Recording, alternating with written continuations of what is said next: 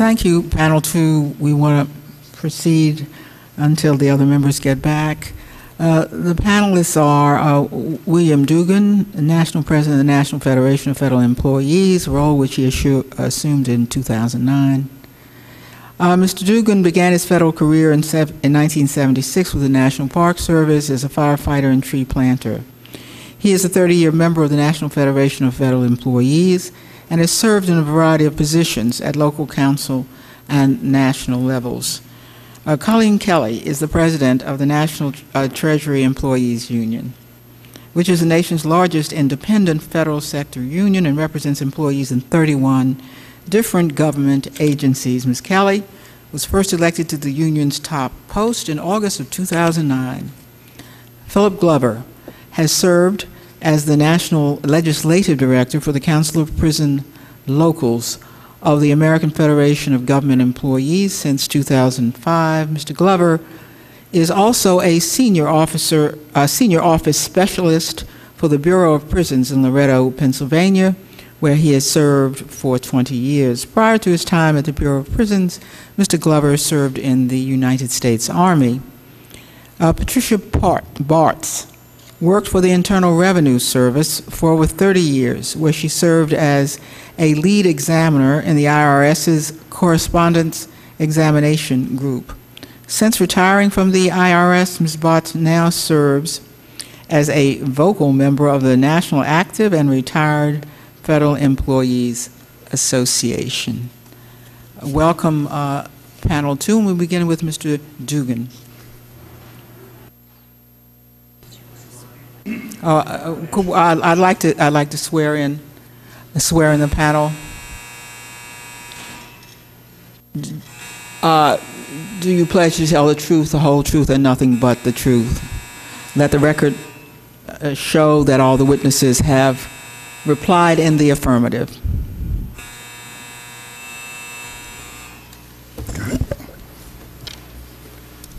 Now, Mr. Dugan. Ms. Norton, on behalf of the National Federation of Federal Employees, NFFE, and the 110,000 federal employees that we represent, I thank the subcommittee for holding this hearing. This critical issue has gone unaddressed since 1994, when James Hudson, a veteran and U.S. Park Service employee, died at the Lincoln Memorial, leaving his widow and 7 children destitute. He had no life insurance because of his temporary status. After legislation was introduced to remedy this, Hudson's widow commented, "Something good has come out of the death of my husband. This legislation means no one else will have to go through what this family went through." The bill subsequently died in committee. Since then, we have seen MSPB's 1994 prediction come true, that continued use of long-term temporary employment has created a permanent underclass in the federal workforce. How long does temporary last in the federal government? For some employees of the U.S. Forest Service, temporary has lasted more than 30 years. We all would like to think that the federal government is a model employer, as well it should be, but thousands of employees hired into temporary positions receive no health insurance benefits, no life insurance benefits, no retirement benefits, no step increases, and no competitive standing for internal placement into career jobs. Federal land management agencies in particular overuse temporary employment. Even though land management work occurs every year, a loophole in the regulations allows agencies to use an unlimited number of successive temporary appointments. Some agencies are using this loophole to the maximum extent. Roughly 35 to 40% of the workforces of the Forest Service and National Park Service are hired as temps each season. I brought with me today Joe Katz of Dover, Idaho, who's sitting here. Joe has worked as a temporary employee of the Forest Service almost every year since 1975. However, he remains a temporary worker to this day. He has been hired and terminated each year under a string of temporary appointments. Joe is a Marine who served his country honorably in Vietnam. He has held his current position in Trails and Recreation for 21 of the past 22 seasons, yet he still has no career position. I've also brought Lisa McKinney of High and Palm, California, who's sitting there. She began working for the Forest Service as a firefighter in 1978 and has worked for the agency almost every season since then. She has performed the same regular and recurring work as a certified timber cruiser since 1995, yet she too has never received a career position. Joe and Lisa exemplify the boots on the ground that actually get the agency's work done. Temporary employees like Joe and Lisa make invaluable contributions to the mission of the Forest Service. Many work for years, even decades, and never get a career seasonal appointment. Thousands of long-term temps work for 5 or more seasons. This is simply outrageous.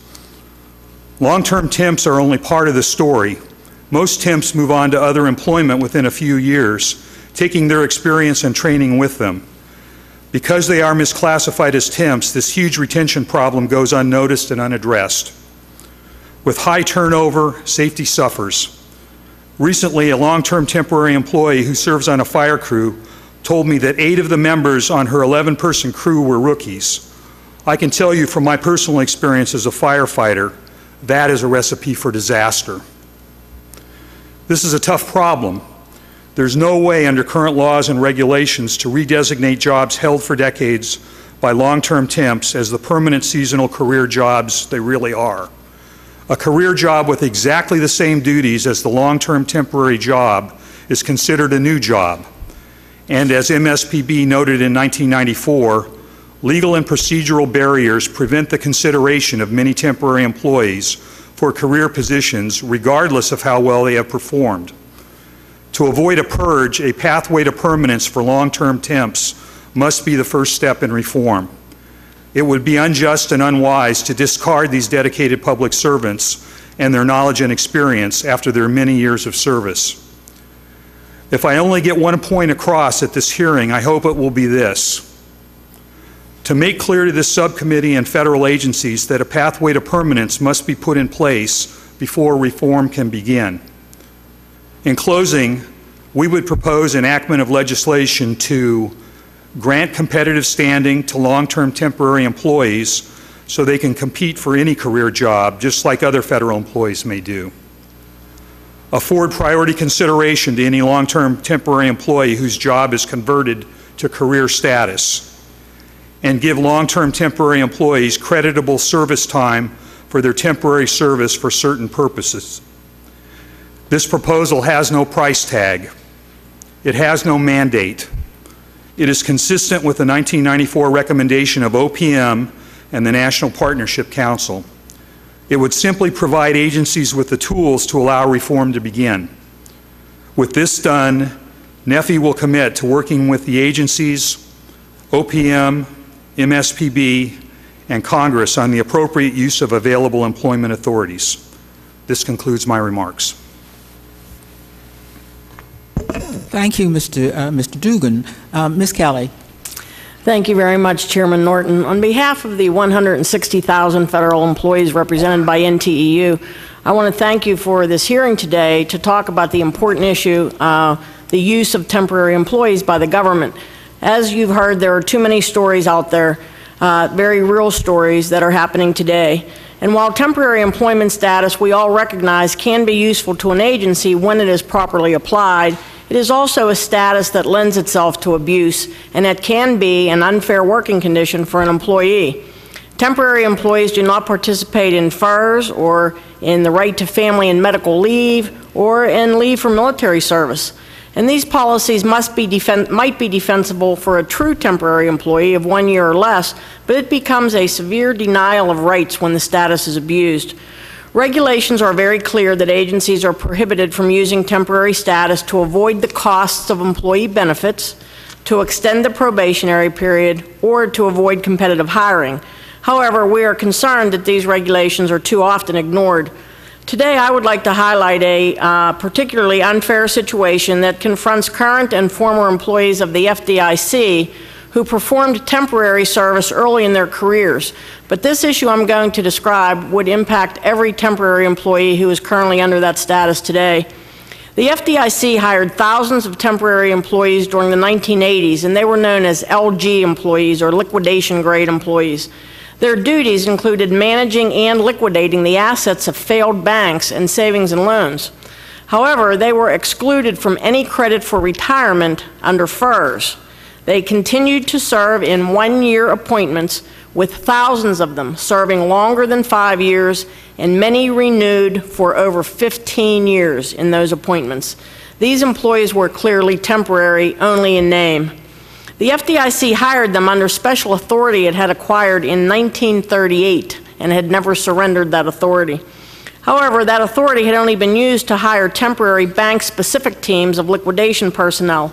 In the early 1980s, the FDIC adopted a new policy of establishing regional offices dealing with multiple bank liquidations. It is this action that NTU considered an abuse, as such work had historically been viewed as permanent. In 1993, OPM moved to take away this authority from the FDIC. Over the objections of employees and NTEU, OPM agreed to a compromise with the FDIC that allowed them to phase it out in their misuse of this temporary classification and phase it out over 2.5 years, from January 94 to June of 96, continuing the denial of retirement credit during that time. With the passage of the FERS Act in 1986, federal employees without retirement credit, because they had years as temporary employees, were able to buy back credit for the years prior to 1989 by paying for the retirement deductions that were not taken. But former LG employees were not allowed to buy back their credit for temporary service after 1989. The result is that valuable service time from January 189 until the date they actually became eligible to participate in FERS and have made deductions was essentially lost or forfeited. Now, we understand that the intent of Congress in the 1986 FERS legislation was to encourage agencies to cease overusing temporary employees and abusing the classification. Congress allowed a 2-year window as agencies transitioned, but it was not expected that the FDIC, a government corporation with considerable administrative autonomy, would continue to abuse the temporary service early in their careers. The FDIC, excuse me, the NTU had long argued that Congress needed to act to correct this grave injustice that was suffered by LG employees. NTEU, along with many members of Congress and FDIC management, have voiced support for legislation to allow LG employees to buy back their missed retirement credit. We would ask that Congress move to allow former FDIC LG employees to get credit for years of service they performed between '89 and when they were given permanent status, so long as they are willing to make a payment for these years of credit equal to the retirement deductions they would have contributed if they had been allowed. We propose this credit would only be available to those who were victims of the unfair FDIC policy. We are not asking that it be extended to those who never accepted or acquired permanent federal positions. We believe that allowing these misclassified LG employees the opportunity to buy back their lost retirement credit would be an equitable and just resolution to the unfairness that they faced by being misclassified for so many years as temporary workers. In a few days, we expect the President will be signing the Dodd-Frank Wall Street Reform and Consumer Protection Act. And I would like to thank you, Chairman Lynch, for your efforts on that bill, especially in crafting the aspects dealing with federal personnel policies. This groundbreaking consumer protection legislation is witness to the importance of the work of the frontline employees at the FDIC and other financial regulatory agencies. I don't think it is too much to ask that those men and women who are working so hard as bank examiners, liquidation specialists, and credit union consumer compliance specialists be given retirement credit for all of their years of service in the federal government. Thank you again for this hearing, and I would welcome any questions you might have. Thank you, President Kelly. Mr. Glover, you're now recognized for 5 minutes for an opening statement. Chairman Lynch, Congresswoman Norton, members of subcommittee. My name is Phil Glover. I'm the National Legislative Coordinator for the Council of Prison Locals, American Federation of Government Employees. We represent 28,000 correctional workers nationwide, serving in 114 federal prisons. I have served as a representative of the union since 1991 and have been involved in many representational and legislative issues throughout my service. This issue was brought to us by members at our local who, as they started to look at retirement, this service credit issue arose. I want to thank you for the opportunity to testify today at the hearing on existing temporary employee authorities and their adverse impact on temporary employee status and benefits. Our problem at Bureau of Prisons is the fact that many federal correctional workers who are participants in the federal employees retirement system are unable to make a service credit deposit into FERS for temporary civilian service performed after January 1, 1989. Federal correctional workers, as well as other federal law enforcement officers, are covered by special retirement rules. Under 5 CFR Section 842-208, an employee working in law enforcement can retire after 25 years of service at any age and at 50 years of age after 20 years of federal service. We have mandatory retirement at age 57. It has been determined that working with violent offenders requires a youthful and vigorous workforce. This has been in effect for correctional officers and federal correctional workers since 1956. The mandatory retirement age was changed in 1990 from 55 to 57 years of age. Our members perform dangerous work inside federal BOP correctional institutions. We supervise murderers, gang members, terrorists, and other dangerous inmates. Since the brutal stabbing murder of a correctional officer in June of 2008 by 2 prison inmates at USP Atwater, we have had at least 380 vicious inmate-on-worker assaults in the BOP system. After 20 to 25 years working in these facilities under such stressful conditions, most people are ready to leave.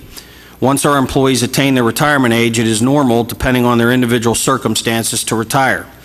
This is where the problem arises regarding service credit for temporary civilian service. 5 CFR Section 304 and 305 do not allow a deposit for temporary civilian service after January 1st, 1989.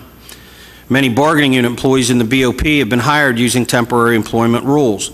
This is done for many reasons, such as to get a specialist on board quickly or to hire large groups of correctional officers to start up an existing prison, a new facility.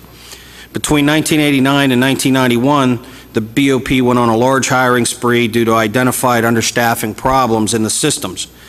As many as 6,000 employees were hired, and many of them were hired as temporary employees. Records from the Department of Justice indicate that between 1989 and 1993, there were 3,569 employees initially hired by the Bureau of Prisons as temporary employees, and then after short periods of time were transitioned into permanent employee status.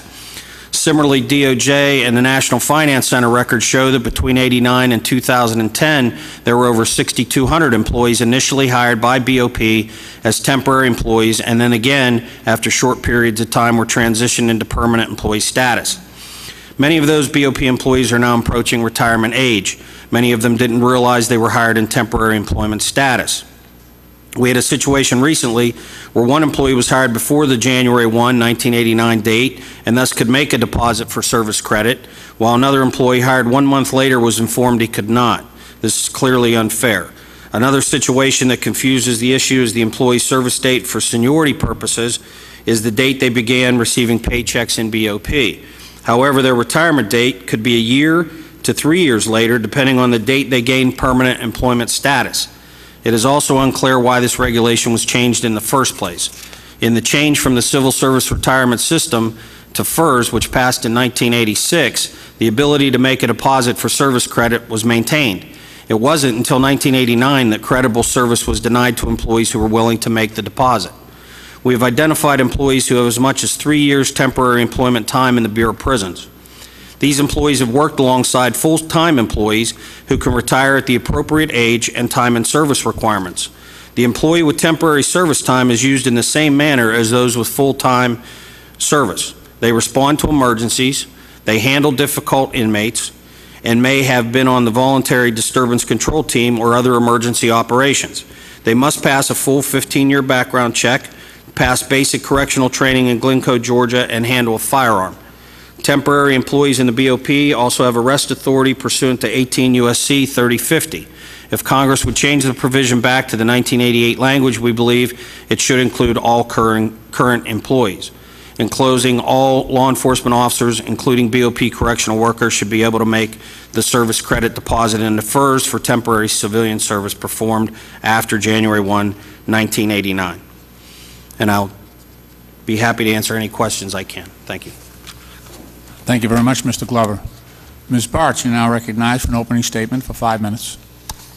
Chairman Lynch and members of the subcommittee, my name is Patricia Bartz. I am from Atco, New Jersey, and I appreciate the opportunity to testify on behalf of the National Active and Retired Federal Employees Association about my experiences as a seasonal status federal worker.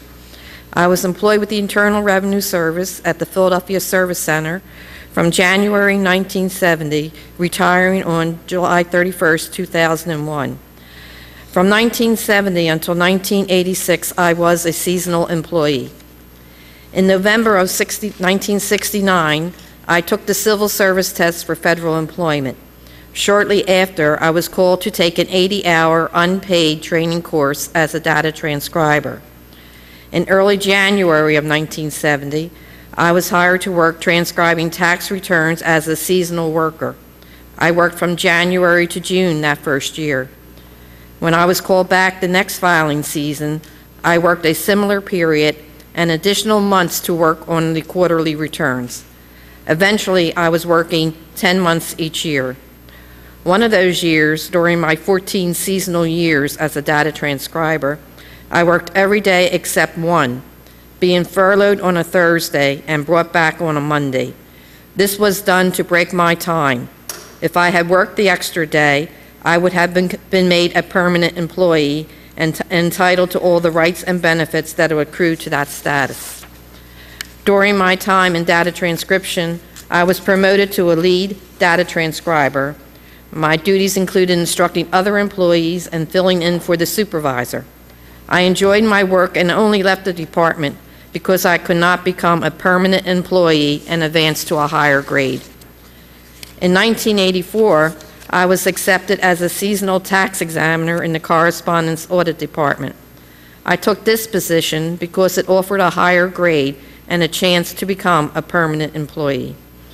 After about a year and a half, I became a permanent worker.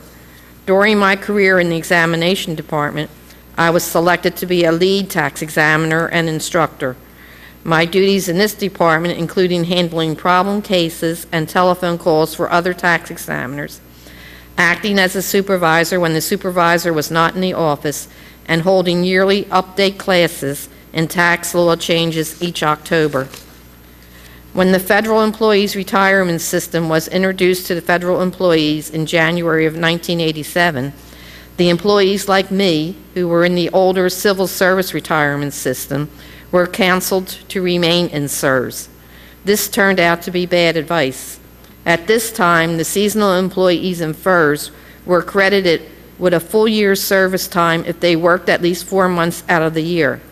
The CSRS employees contacted our bargaining unit, the National Treasury Employees Union, about receiving the same credit for their years of service before FERS was implemented. This request was denied by IRS management at the service center. Their decision not only affected our years of service, it also affected our time and grade for step raises in the general schedule pay series. The FERS employees were receiving a full year's service credit to their time and grade and years of service for retirement. It is my feeling that we should have been credited with our service the same as the FERS employees. If this had been the policy, I would have 31 years and 7 months of service instead of 26 years and 7 months. This policy greatly affected my retirement annuity and that of the other fellow CSRS workers. I enjoyed working for the agency and always felt respected by my supervisors. Still, as a matter of equity, I believe I have been unfairly denied benefits which I should have been able to access. I understand the subcommittee is interested in reviewing a proposal that would allow temporary employees who have extended years of service to qualify for permanent job status, as well as a plan to allow such workers to credit their temporary status towards retirement. NARF welcomes this discussion, and we would like to participate in the development of these reasonable proposals. Mr. Chairman, thank you for focusing attention on temporary and seasonal hiring authorities and on how such service affects our status and benefit offerings. Excuse me. I appreciate your allowing me to testify today on behalf of myself and other active and retired employees who work part of their public service careers as seasonal or temporary workers. I would be happy to answer any questions you may have. Thank you very much. I now yield myself 5 minutes thank you each for your willingness to come before the committee and testify and to help us with our work. There are several different points at which temporary employees are treated far less favorably in the federal system, especially recognizing in that many instances they are continuously, temporarily employed year after year. And it seems that the underlying basis of treating them differently is undermined by this continual employment. One of the things that I think is fundamentally unfair here is that in our scheme of preference, we've established a preference for veterans that I think is noble and right. We've established a preference in some jobs for prior service, the Peace Corps, I think we talked about earlier with the folks from the National Forest Service. But unless I'm missing something, there is no preference for a person who has done that job as a temporary worker in becoming a career employee. In other words, what I'm saying is that they are treated basically the same as a person who comes off the street. So they're not getting any advantage. They're coming into the process as if they had never worked in their current job. And I think that is wrong, and I think there's got to be some way to acknowledge the, albeit temporary service for that employee so that they aren't at the very back of the line, that they get some recognition and some type of preference in terms of filling those career positions. I know that I believe it was Mr. Simpson who testified on the first panel that said that roughly 40%, I think, of his eventual career employees were chosen from the temporary workforce. However, when they were chosen, they were not given any greater advantage than someone just walking in off the street. And is that a problem that you see in terms of recognizing the status? I know it doesn't address the point that you mentioned, Ms. Bartz, about crediting temporary time towards your pension, but it might get you in the door faster, so that the ability of a temporary employee might to get into a career position where they're earning pension credits is sooner than what otherwise might be. Are there other solutions that you can see that would eliminate the difficulty that we're experiencing with these temporary employees? Ms. Kelly. Chairman Lynch, I would say to your specific question, that is something that would help, whether, and you could define it a number of ways, even if you just started by giving them first consideration so that they had to, they were on the short list at least to be considered. Today, they have to literally apply through the outside process as if they never worked for the government. And we went through this very recently up in your part of the country with the Andover Service Center. Right. In that case, I would say the IRS had appropriately used some temporary hiring authority as they were ramping down the submission processing operation. But then when new work was added to Andover and new positions were added, permanent positions were added, all of those temporary workers, many of whom had been there for 4 years, had no first consideration rights to even be considered for those permanent jobs. So something like you described would be a giant step forward to fix that part of the problem. I would suggest, though, that another part of the problem, just from things I've heard here today and from some situations that we've seen at NTU, is the question to the agencies of how many of these temporary employees or temporary positions are really temporary positions. I mean, I don't know how you justify in the FDIC when we had employees hired year after year for 15 years, or how, and Mr. Dugan could speak better to this than I on those who have joined him today. I mean, if people are doing the same job year after year, even if it's only for 6 months, then that is, in my view, a permanent seasonal position. It is still seasonal. It's not a full-time. It doesn't create work where it doesn't exist, but it's a permanent seasonal position, not a temporary seasonal position, and that alone would change the status of those employees and their eligibility to retirement and contributions for health insurance and to FMLA and to all of the all of the rights and benefits that a permanent career workforce has in the federal government. So I think that that's as big a piece as figuring out how to be able to get them first consideration or some priority, is to really press hard on these agencies as to how they're designating these positions. Are there some that should be temporary? Probably. But the numbers that I heard today and the real life examples that I've heard, it just doesn't sound right to me.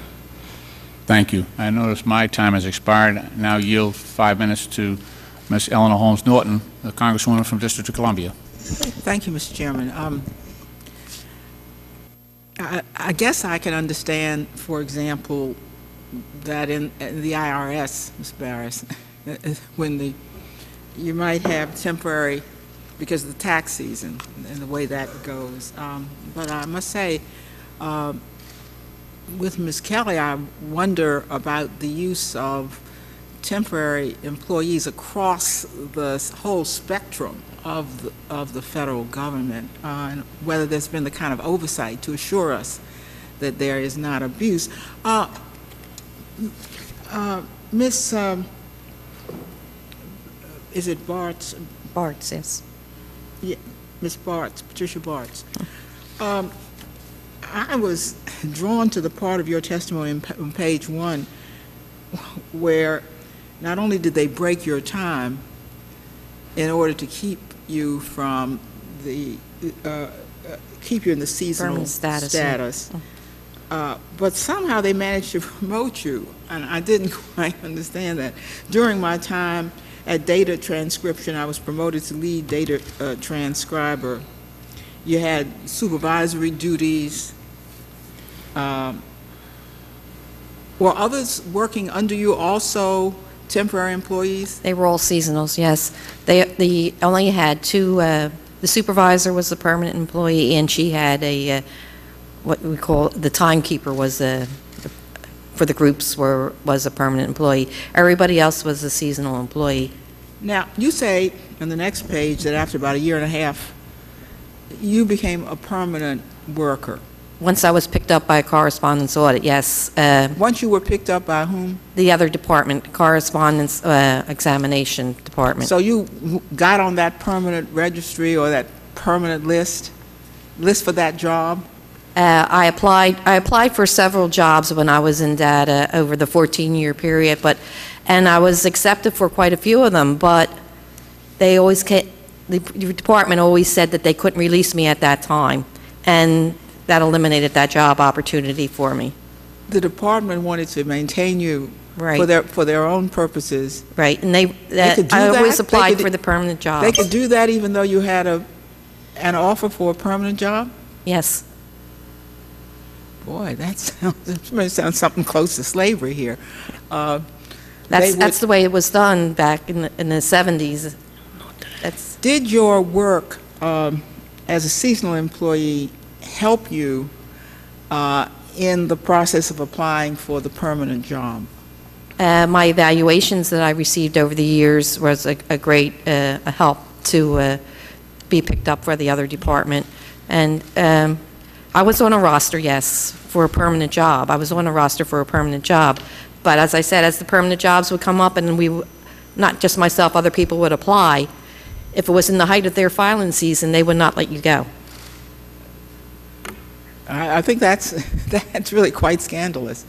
But I'm not sure. The chairman asked about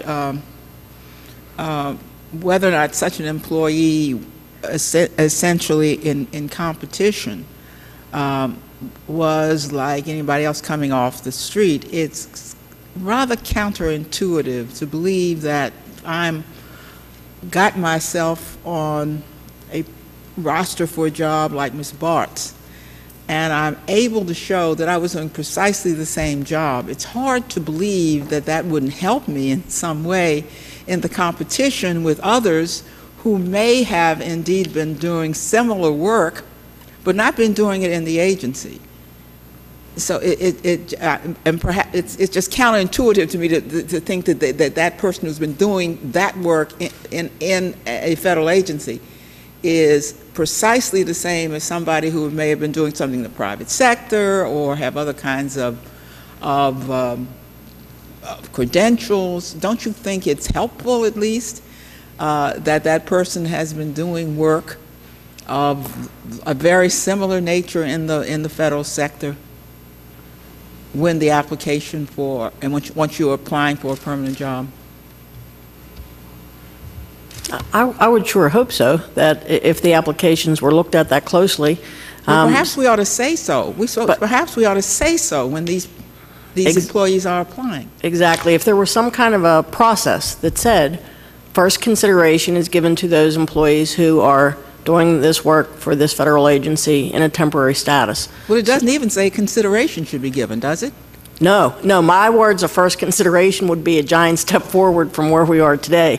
And I'm only using that as an example for those who would oppose some kind of a guaranteed selection, to just think, kind of try to think of a process that would at least, give that first consideration. I think that there's a couple of things here. Really, there's a question of what hiring process is being used, because the agency is certainly free to use their internal hiring process, which under the current regulations, a temporary employee is not even eligible to apply under the internal process. So that avenue, they are excluded from the get-go. So they only have the external hiring process that the rest of the public has available to them. So they're competing with everybody else out on the street for those positions. And, I think it's fair to say that certainly their experience working as a temporary in an agency that they're applying for a permanent position in, it certainly doesn't hurt them, but it certainly is true that it does not give them necessarily a leg up on any other person that is applying for that job. I think there's a couple of things we can do. I think one, we could, if we grant competitive standing to our long-term temporary workforce, they'll have the ability not only to apply through the external hiring process, but also through the merit systems hiring process internally of the agency. So they'll get a fair shake just like the rest of the permanent workforce in terms of applying for permanent jobs in that agency and doing that.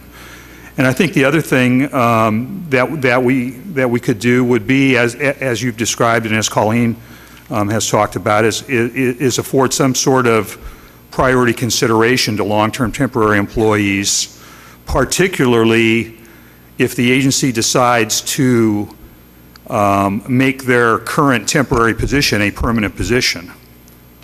It's my belief that if we have an employee that's been in a series of positions doing the same job 5, 6, 7 years, 10 years, 30 years, essentially those people are incumbents in those positions. And the fact of the matter is that the position was misclassified by the agency as a temporary position, when in fact, when you look at the recurring nature of the work, it's really a permanent position for in reality. And so it's my belief that those folks need to be given priority consideration for those positions for which they've been doing the work all along, once those positions are made permanent positions by the agency. Mr. Chairman, I see my time is up. I was very concerned. I do not believe it was this roster of witnesses who testified about firefighters. And we know there are parts of the country where these firefighters are absolutely essential. You can understand the seasonal nature of the work, but here experience can be life-saving. And it does seem to me we've got to look at various categories of work here as well. I'm not sure. I think the testimony was that, 8 out of 10 was a rookie. Was that you, Mr. Dugan? 8 out of 10 of these firefighters each year is a rookie, which means that you've got to, for one of the most dangerous jobs in America, indeed it is considered the most dangerous and usually in civil service work, you've got a whole bunch of people who are new. People have reached their two-year limit, and there you go, retraining or training people for one of the most risky jobs in the workforce. Mr. Dugan, would you like to elaborate on that testimony, because it does seem to me it requires some kind of priority attention from the subcommittee. Yeah, I mean, the situation with wildland firefighting workforce in the federal government, there's relatively few federal agencies that have employees that have that expertise. There's the Forest Service, Bureau of Land Management, National Park Service, Fish and Wildlife Service, Bureau of Indian Affairs. Those are the 5 federal agencies that primarily have a wildland firefighting workforce. These people are specially trained. The agencies have invested a lot of time and resources and money in terms of training these people. They have highly specialized training. They hold a variety of qualifications. It takes many years of training and experience out on these fires for people to work their way up into leadership positions in the fire organization. And it is not uncommon to see on wildland fires temporary employees that are part of a fire crew that actually have more experience than the leaders of those crew, or in many cases some of the other leaders that are in charge of and responsible for managing these wildfires. And to me, I mean, the risk that we run as a country and in these agencies, if we fail to acknowledge the professional work, the experience and the skills that these folks have, and don't make an honest effort to retain these, and we just let these people go, we really risk having a brain drain in the area of wildland firefighting, which, as Ms. Norton pointed out, has some potential catastrophic safety implications if we have inexperienced people out there trying to lead these crews as well as put these fires out. Thank you very much, and thank you, Mr. Chairman. Thank you. Mr. Dugan, if I could just stay on that issue for a minute. What do we see right now in terms of the wildfire firefighters? Are you seeing, professional firefighters, city firefighters, volunteer firefighters that go into that line of work, or is it just is it across the board from every walk of life? The current workforce of the federal government's wildland firefighting workforce, there's really 2 pieces to it. One is we have most of these agencies, or all of these agencies, have essentially permanent. They do have some permanent seasonal positions in their fire organizations. These folks work seasonally, but they're permanent employees. They typically work 6 to 9 months out of the year.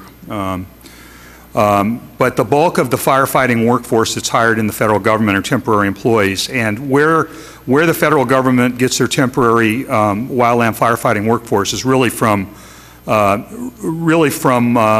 couple of different areas. One is there's a lot of college students that apply for these jobs. They're looking to make a lot of money. These guys work a lot of hours, and they tend to get a lot of overtime. So it's a good way for college students that are out of school to earn some money to help them out to pay their tuition and books. The second function or group of folks that tend to be drawn into these kinds of positions is just average people out on the street. The Forest Service for the most part, has a presence in more rural communities across America, particularly out in the western U.S. These jobs, these firefighting jobs, are highly coveted by people that live in small towns. The Forest Service is often the largest employer in the town and also pays probably, for the most part, the highest wage. So these jobs are really sought after by local residents in these rural communities and really have a huge impact on those local economies. But what we see with these temporary jobs is, you know, if these folks are expected to be hired year after year as a temporary, not afforded any benefits, not afforded retirement, not afforded health care, what we see in terms of retaining this workforce is after a certain amount of time, these folks leave and are wooed away by county fire departments, by city fire departments, by state forestry organizations who can often pay more than the federal government and offer these folks permanent jobs and better wages. So we're losing a lot of our wildland firefighting workforce because of those reasons, particularly out in California. We see that quite a bit. Let me ask, and maybe Ms. Kelly, I explored this with the first panel, trying to figure out where the practices of prudent and optimum management separate from abuse. You know, we in Congress, we hire young interns on a regular basis, and you know, when we see one or two that might be especially bright, we snap them up. But generally, it's understood that there aren't a lot of opportunities, so that's a rare occasion. But since they're only there for a learning experience and there's no expectation of hiring, I suppose it's fair. We very, very, very rarely get interns back twice. But here you've got this repeat year after year, decades-long relationship where workers keep coming back, and some of them might be stuck. Some of them just love their jobs, but some of them are relying on that as anybody else would over time. And I'm just trying to find a way to determine when that you know, repeat employment becomes abuse, and how do we get at that? Mr. Dugan, you've described, you know, a situation. Ms. Bartz, you've described another. Mr. Glover as well with the Bureau of Prisons, and President Kelly. How do I devise a solution that's going to be able to sort of capture all those different situations and provide some type of, you know, we want to have some flexibility for management to bring in temporary employees when needed, but this type of abuse, you know, where people are in there for decades or you know, 8 or 10 years, brought back and are denied retirement, they're denied annuity, they're denied health care benefits. I don't necessarily think that's the way that the federal government should be operating as an employer. And so, you know, I think some of our federal management agencies are adopting this strategy as a way of balancing their budgets, and they're doing it on the backs of these temporary employees, and that's as simple as that.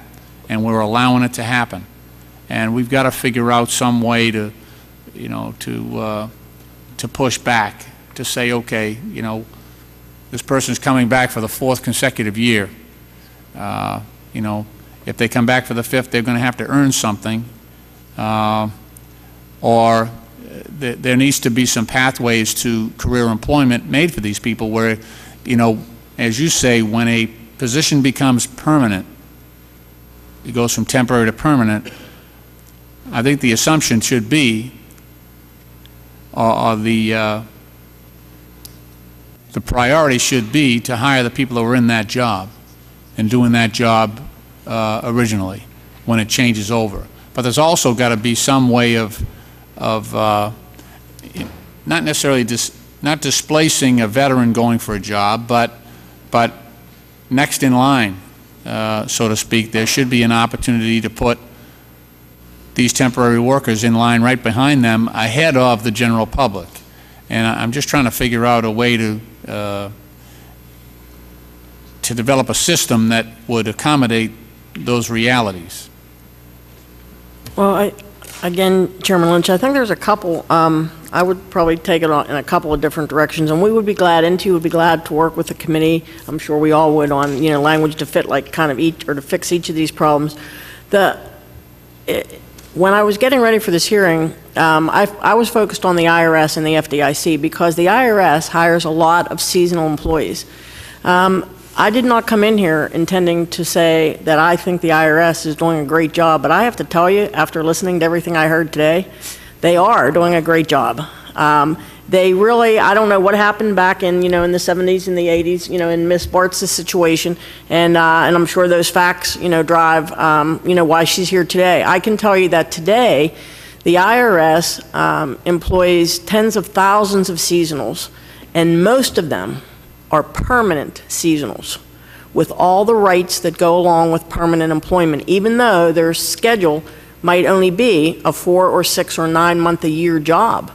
The seasonal defines their schedule, not what benefits that they have. And as I said, they don't always hire it as permanent, but I think over the years, NTU has helped them perhaps see the criteria that should be used so that when they were doing the ramp downs of submission processing, they used that.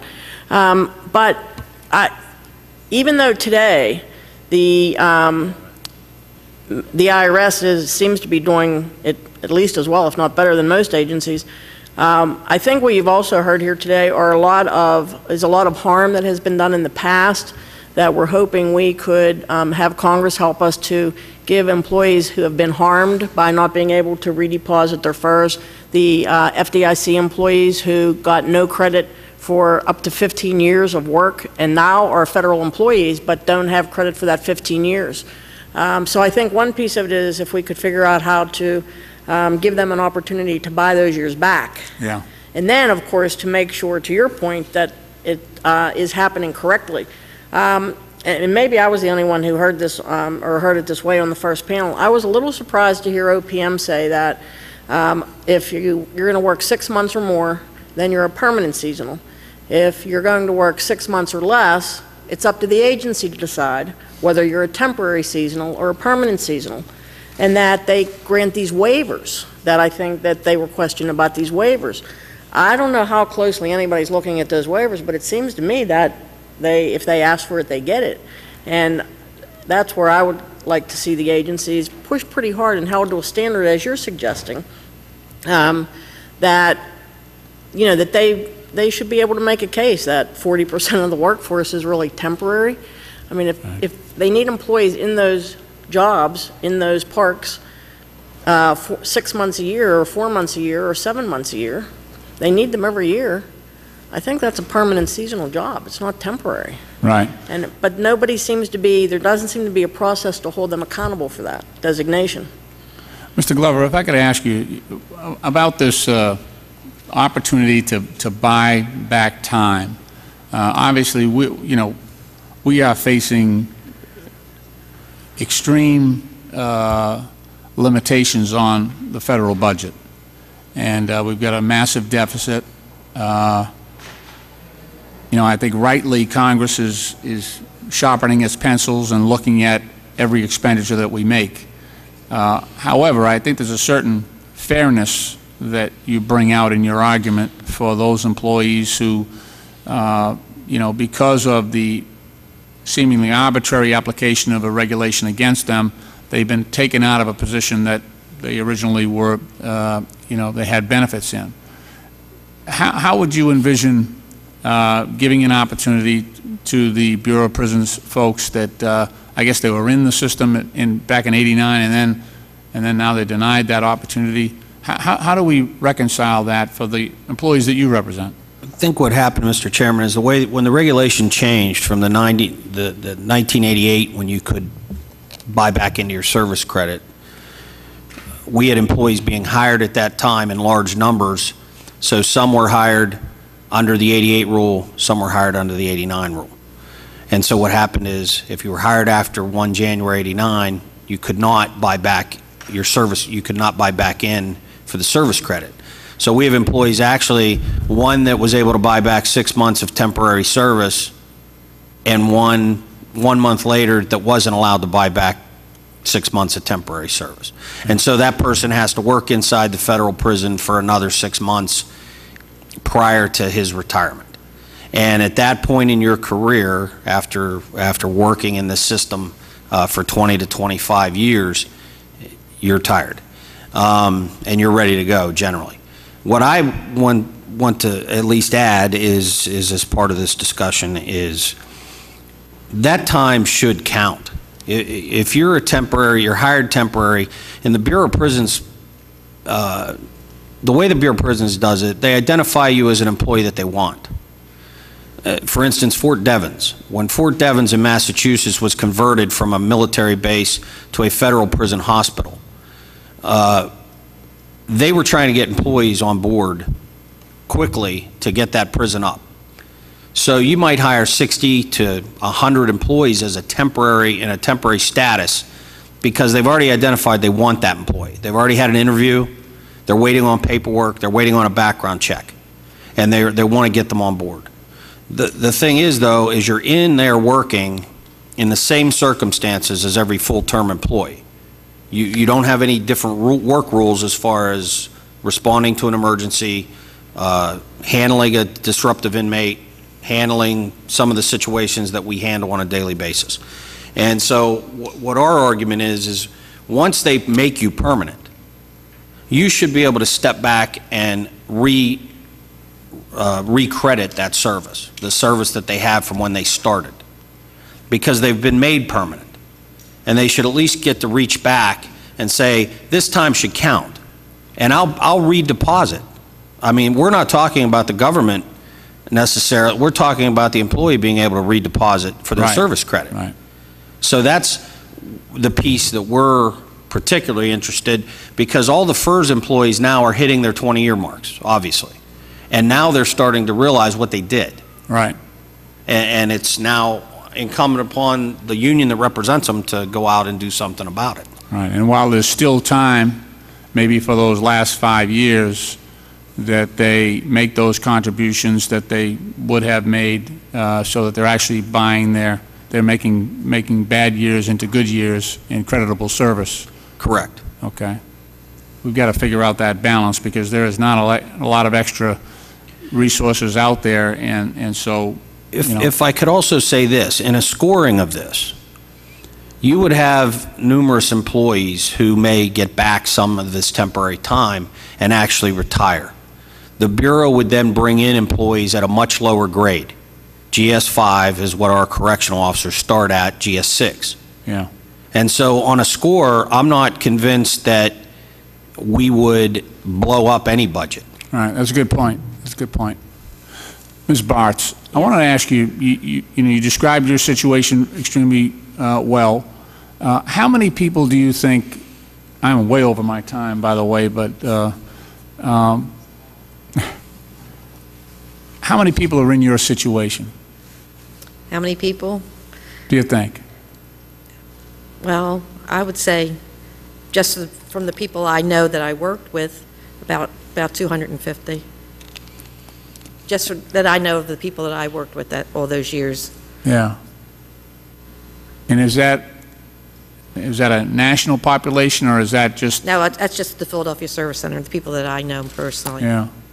Maybe President Kelly, maybe you're the person I should be asking about this. How many folks do you know that are in Ms. Bart's circumstance? Actually, I don't have any. I was not surprised, but when I read Ms. Bart's testimony this morning, was the first that I knew that she, that she or others were facing that problem. It's not anything that I have any data on. Okay.